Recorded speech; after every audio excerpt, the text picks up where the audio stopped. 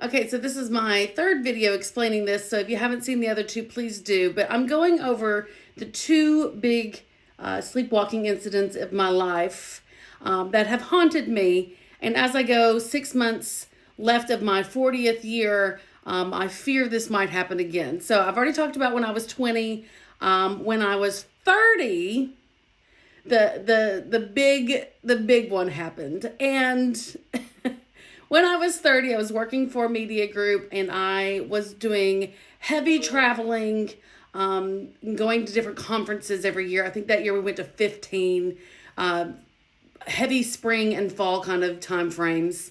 So in this instance, it had been like 7 or 8 weeks back to back of just doing different conferences. It was my last conference. And then the next day I was going to head out and do like a mini vacation with some family. So inevitably I was so tired, and it's always booze fueled. So this evening we all kind of went out and had a last hurrah. It's our last night, and I'd gotten back to the room, and the next thing I remember, and I'll never forget it, is hearing the sound ding, and the elevator doors opening up to the lobby of a glass front hotel in Charleston, South Carolina. I woke up in this conference hotel in my underwear in Charleston, South Carolina at 3 o'clock in the morning. And I, at that moment, realized what had happened. I was in the elevator and I didn't have a key to get back into my hotel room.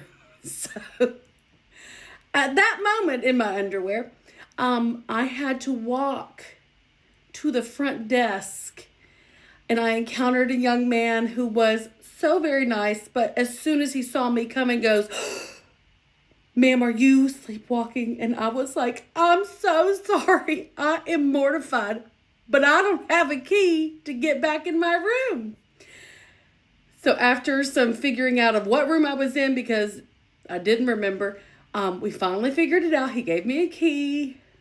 I'm walking back to the elevator.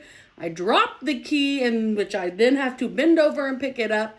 I get into the elevator and I get back to my room, and I called my wife and I said, "Come get me now. I am never coming back to Charleston."